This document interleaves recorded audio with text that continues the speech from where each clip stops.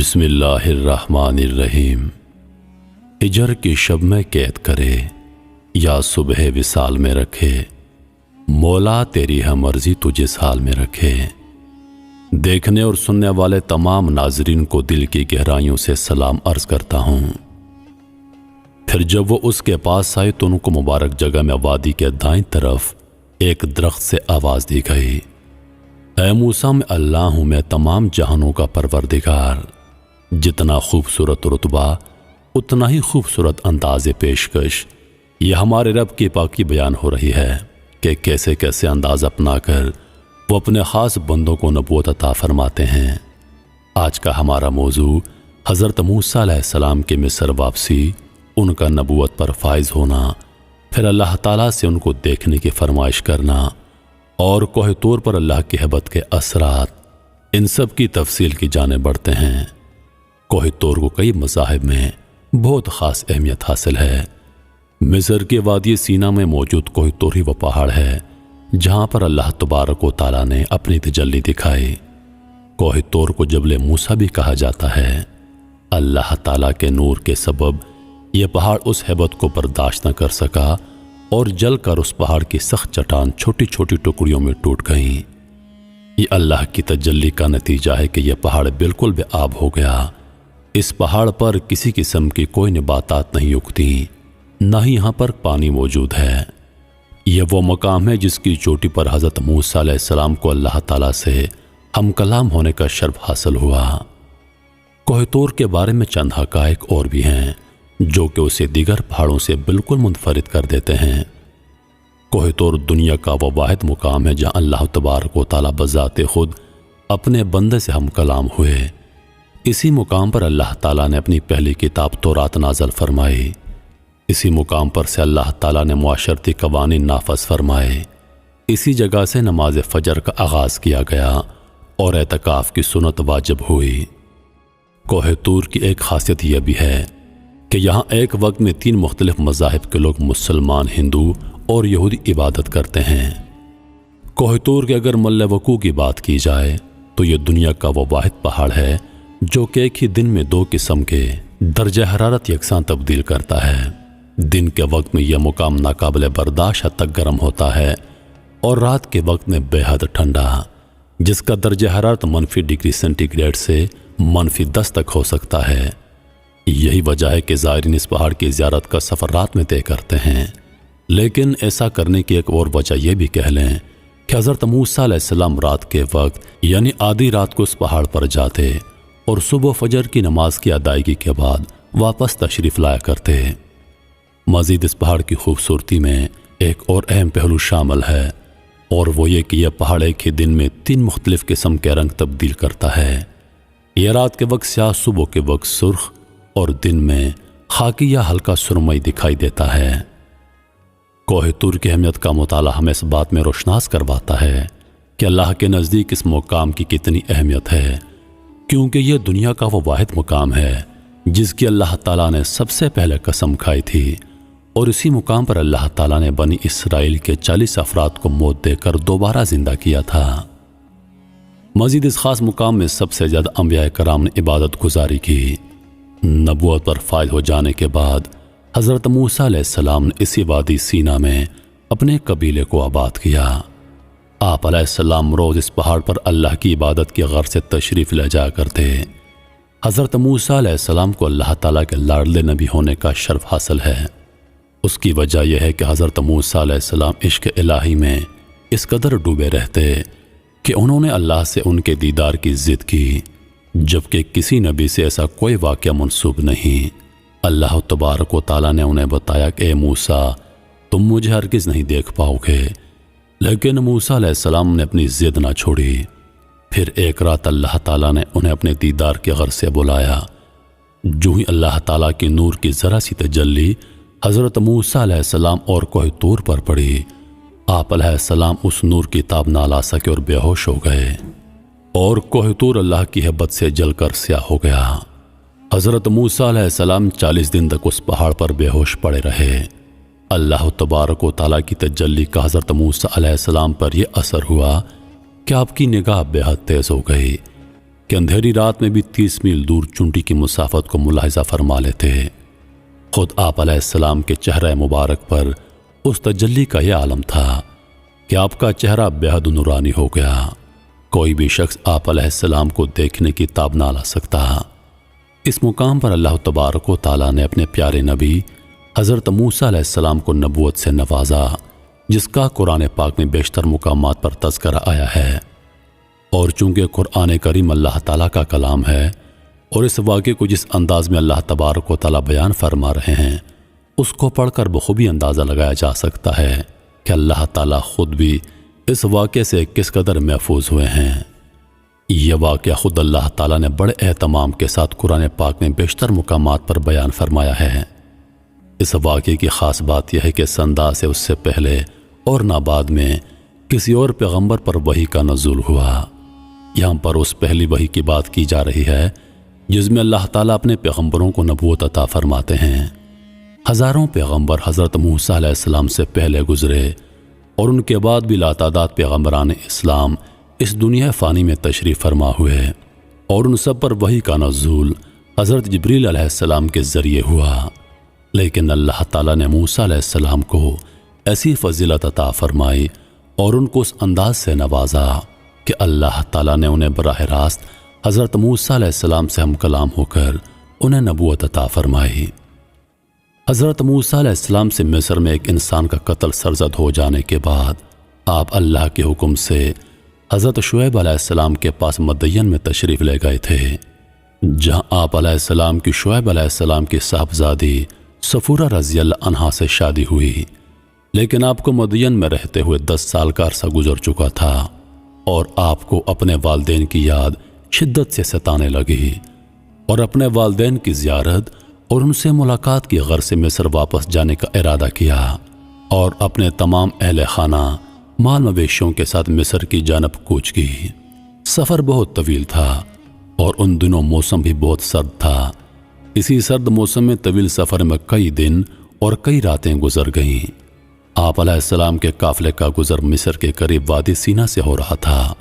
یہ رات بہت سرد تھی۔ اس رات میں سردی معمول سے کہیں زیادہ تھی، اور اب یہ سردی تمام اہل خانہ خاص کر آپ کی اہلیہ جو کہ امید سے تھیں ان کے لیے ناقابل برداشت تھی۔ خاندان والوں کی اسی پریشانی میں مبتلا ہو کر آپ علیہ السلام اپنے قافلے سمیت راستہ بھٹک گئے۔ خود انجان جگہ پر آپ علیہ السلام نے رات کے لیے قیام کیا تاکہ صبح کی روشنی میں صحیح سمت کا تعین کر کے آگے بڑھا جا سکے۔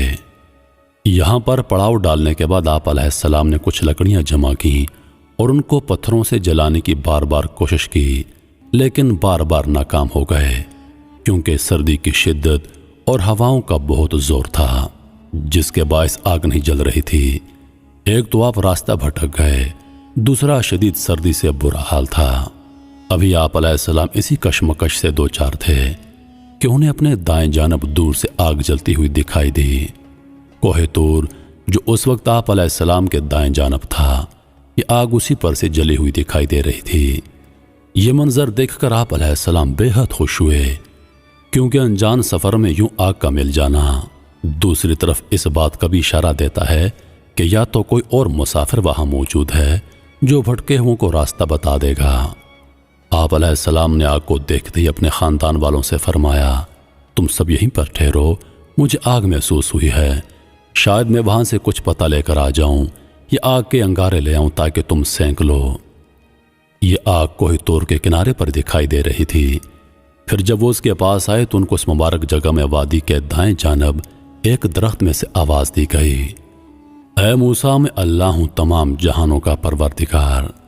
اس بات کا تذکرہ سورۃ النمل میں کچھ یوں آیا ہے، پھر جب وہ اس کے پاس آئے تو ان کو ندا دی کہ اس آگ میں اور جو اس کے ارد گرد ہے اس میں برکت دی گئی ہے، اور اللہ پاک تمام جہانوں کا پالنے والا ہے، وہ پاک صاف اور قدرت والی ذات ہے، وہ جو چاہتا ہے کرتا ہے، اور جس چیز کا ارادہ کرتا ہے حکم دیتا ہے وہ ہو جاتی ہے۔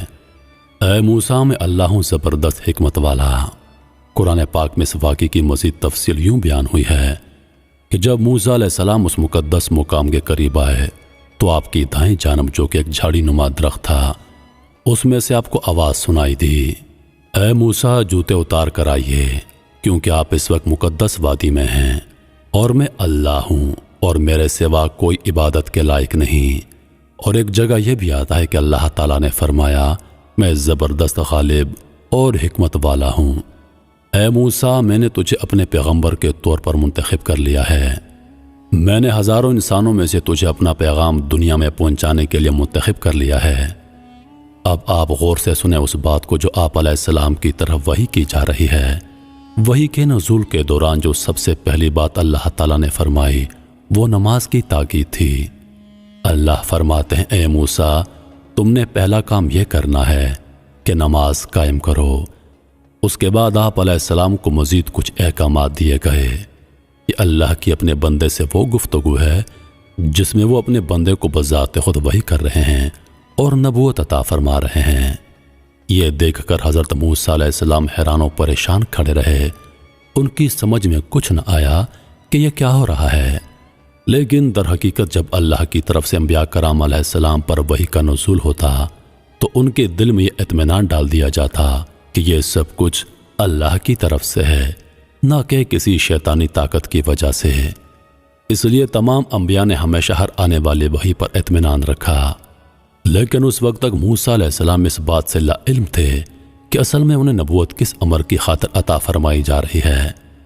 لیکن اس سے قبل کہ اللہ تعالیٰ انہیں کوئی حکم فرماتے، اللہ تعالیٰ نے انہیں اپنی قدرت کے کچھ کرشمات دکھا دیے۔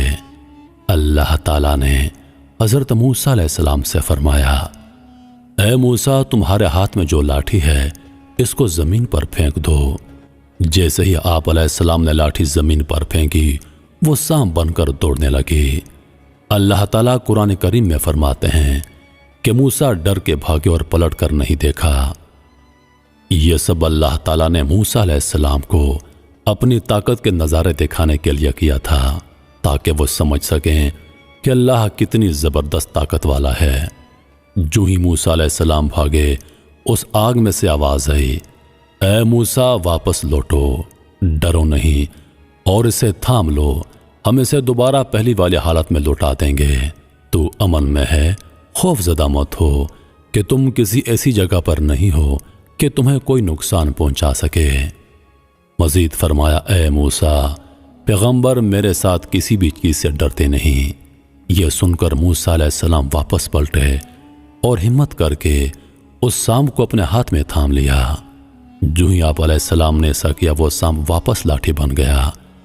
اس کے بعد اللہ تعالیٰ دوبارہ حضرت موسیٰ علیہ السلام سے مخاطب ہوئے اور فرمایا اب اپنے ہاتھ کو اپنی قمیض میں ڈال دو۔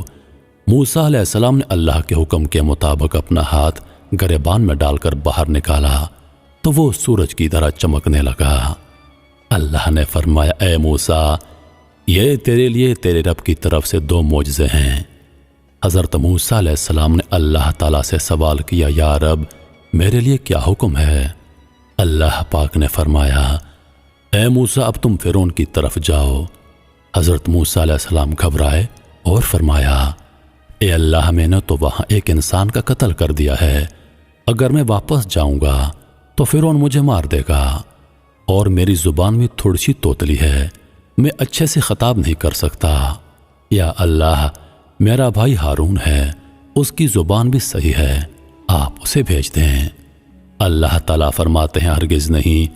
اس سے پہلے حضرت موسیٰ علیہ السلام نے اللہ تعالیٰ سے عرض کی تھی کہ وہ ہارون علیہ السلام کو پیغمبر بنا لیں کیونکہ وہ شفاف گوئی سے قاصر تھے۔ اللہ تعالیٰ نے فرمایا میں نے آپ کو چنا ہے، یہ معجزات بھی آپ کے لیے ہیں، لیکن چونکہ موسیٰ علیہ السلام کو اپنی گویائی کے مسئلے سے سخت پریشانی محسوس ہو رہی تھی، لہذا آپ علیہ السلام نے اللہ تعالیٰ سے گزارش کی کہ میرے بھائی کو میرا شریک بنا دیں۔ اللہ 1 کے بجائے 2 ہوں گے تو تیری کبریائی اور زیادہ بیان کریں گے۔ فرعون کے محل میں آپ کی کبریائی بیان کرنا آسان نہیں، لہذا 1 کے بجائے 2 ہوں گے تو تیری بڑائی زیادہ بیان کریں گے اور تیرا ذکر کثرت سے کریں گے۔ اللہ فرماتے ہیں ہم نے موسیٰ علیہ السلام کی حاجت کو بھی پورا کر دیا اور اس کے ساتھ اس کے بھائی کو پیغمبر بنا دیا، اور اس طرح آپ علیہ السلام کے ساتھ آپ کے بھائی ہارون علیہ السلام کو بھی پیغمبر بنا دیا گیا تاکہ وہ موسیٰ علیہ السلام کے نائب بن جائیں۔ پھر اللہ فرماتے ہیں اے موسیٰ آج ہم نے تمہاری اس دعا کو قبول کر لیا، اور اس سے پہلے بھی ہم تم پر بہت احسانات کر چکے ہیں، اور اس وقت کو یاد کرو کہ کیسے میں نے تمہاری ماں کے دل میں وحی کے ذریعے خیال ڈالا کہ تمہیں صندوقچے میں ڈال کر دریا میں بہا دیں، کیسے ہم تمہیں فرعون کے محل تک لے گئے، کیسے تمہاری پرورش فرعون کے ہاتھوں اسی کے محل میں کروائی، اور کیسے میں نے تمہیں ایک انسان کا قتل کرنے کے بعد بھی محفوظ رکھا اور تم کو بخش دیا، اور ہم نے تمہیں کتنی آزمائشوں میں ڈالا اور ان سے گزر کر آج تم اس مقام تک پہنچے ہو۔ یہ ہمارے وہ احسانات ہیں جو ہم نے تم پر اس لیے کیے کہ تم کو پیغمبر بنا سکیں، اور اے موسیٰ آج میں نے تمہیں اپنے لیے منتخب کیا ہے۔ پھر اللہ نے انہیں اور ہارون علیہ السلام کو حکم دیا کہ جاؤ اب فرعون کے پاس جاؤ، وہ بہت سرکش ہو رہا ہے، لیکن اس سے نرم لہجے میں بات کرنا، شاید وہ نصیحت حاصل کر لے۔ یہ وہ پہلا کلام تھا جو موسیٰ علیہ السلام اور اللہ کے مابین ہوا۔ اس کے بعد موسیٰ علیہ السلام نے اسی مقام پر عبادت جاری رکھی۔